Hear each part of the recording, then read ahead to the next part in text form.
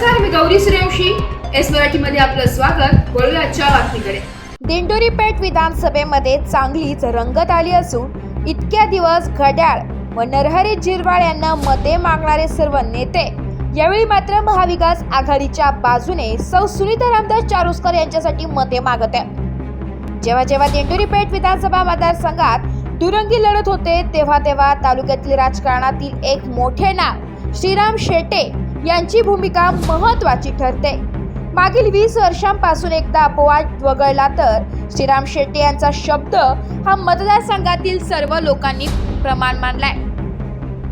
यावेळी मात्र आपल्या मानस कन्येला निवडून द्या हे सांगण्यासाठी हा 75 वर्षाचा योद्धा मैदानात उतरला असून विरोधकांनी चांगलीच धास्ती घेतली आहे. दिंडोरी व पेठ विधानसभा मतदारसंघातील सर्व जुन्या जाणत्या लोकांशी गावनिहाय ओळख असणारे श्रीराम शेट्टे तसेच राष्ट्रवादीचे आक्रमक नेते दत्तात्रय पाटील व निवडणुकीतील अभ्यासपूर्ण मांडणी करून प्लॅनिंग करणारे शिवसेनेचे प्रवीण जाधव तसेच काँग्रेसचे सर्व स्थानिक नेते यांनी चांगलीच कंबर कसली असून यावेळी महाविकास आघाडीचा झेंडा दिंडोरी पेठ विधानसभा मतदारसंघावर फडकवायचाच असा निर्धार केलाय. तसेच माजी आमदार रामदास चारोस्कर हे देखील मागील 2 महिन्यांपासून निवडणुकीची उत्तमभूत माहिती ठेवून गाव आणि गावातील कार्यकर्ते व मागील 30 वर्षांपासून असलेले संबंध याचा फायदा घेऊन त्यांच्या सोबत असणारे व सर्व कार्यकर्ते या निवडणुकीत अग्रभागी आहेत. निवडणूक कशीही झाली तरी एकतर्फी होणार नाही हे नक्की असणार आहे. त्याचे कारणही राष्ट्रवादी काँग्रेस अजित पवार गटाचे नरहरी झिरवाळ यांच्या बाजूनेही तुल्यबळ नेते उभे आहेत. स्वतः नरहरी झिरवाळ हे आदिवासी समाजाचे राज्याचे नेते असून त्यांच्यासोबत माजी आमदार धनराज महाल यांच्यासह शिंदेगड शिवसेना व सहकारातील काही लॉबी मोठ्या प्रमाणात सक्रिय दिसत आहे.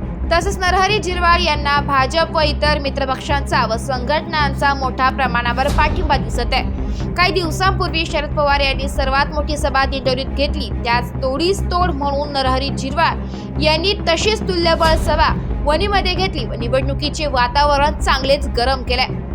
गावनिहाय दौरे आटोपले असून 2 दिवसात मायक्रो प्लॅनिंग करून जास्तीत जास्त मतदारांपर्यंत पोहोचण्याचा मानस दोन्ही उमेदवारांचा आहे. निकाल काहीही लागो परंतु पेठ तालुक्याची भूमिका ही निर्णायक ठरणार आहे. कारण पेठ मध्ये सुनीता चारोस्कर यांच्या बाजूने भास्कर गावित, विलास अलवार, मोहन कांबळी, नंदू गवळी यांच्यासह यंत्रणा कामाला लागली आहे. तर महायुतीच्या बाजूनेही संजय वाघ, राष्ट्रवादीचे स्थानिक नेते यांची भूमिका उघड करून त्यांनी झिरवाळ यांच्यासाठी मोठे मताधिक्य देऊ असा निर्धार केलाय. पेठ शहर कोहोर जिल्हा परिषद गट व धोंडमाळ जिल्हा परिषद गट या भागात विशेष लक्ष केंद्रित करून अहिवंतवाडी गटातून जास्तीत जास्त आघाडी घेण्याचा महायुतीचा प्रयत्न आहे. तर कोचरगाव, उमराळे, मोहाडी, खेडगाव व दिंडोरी शहर या गटांमध्ये महाविकास आघाडीला बढत मिळेल अशी आशा आहे. एकंदरीत 2009चा अपवाद वगळता मागील 30 ते 35 वर्षांपासून श्रीराम शेट्टे यांचा शब्द प्रमाण ठरलाय. परंतु यावेळी त्यांच्या मागे असणारे सैन्य काही इकडे तर काही तिकडे असे झाल्याने भविष्यातील वेगळ्या प्रकारचा पायंडा या तालुक्यात पडेल व शेट्टेंना शह देण्याचा विरोधकांचा मानस खरा होईल का हे पाहणे औत्सुक्याचे ठरणार आहे. मागील 4 निवडणुकांपेक्षा यावेळी दिंडोरी पेठ मतदारसंघात थोड्याफार प्रमाणात जातीच्या राजकारणाचे पाय रुजायला सुरुवात झाली आहे. दोन्ही बाजूंनी या राजकारणाला धारा लागू द्यायच्या नाही असा निर्णय झाला असला तरी काही कार्यकर्त्यांकडून कळत न कळत जातीपातीच्या राजकारणाचा उल्लेख केला जात आहे. त्यामुळे ही निवडणूक प्रतिष्ठेची बनलेली आहे. शेवटी या मतदारसंघात मोठ्या किंवा धाकट्या पवारांचा शिलेदार हा विधानसभेत जाणार असल्याने राष्ट्रवादी काँग्रेस शरदचंद्र पवार गट व राष्ट्रवादी काँग्रेस अजित पवार गट या दोन्ही पक्षांनी निवडणूक प्रतिष्ठेची केली आहे.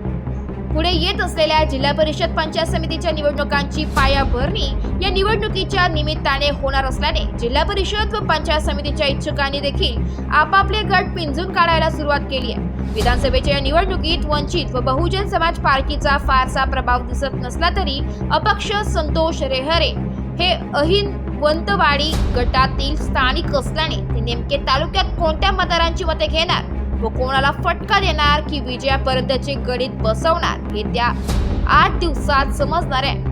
त्याकरिता सर्व उमेदवारांना शुभेच्छा. एस मराठीसाठी विशेष प्रतिनिधी नाशिक.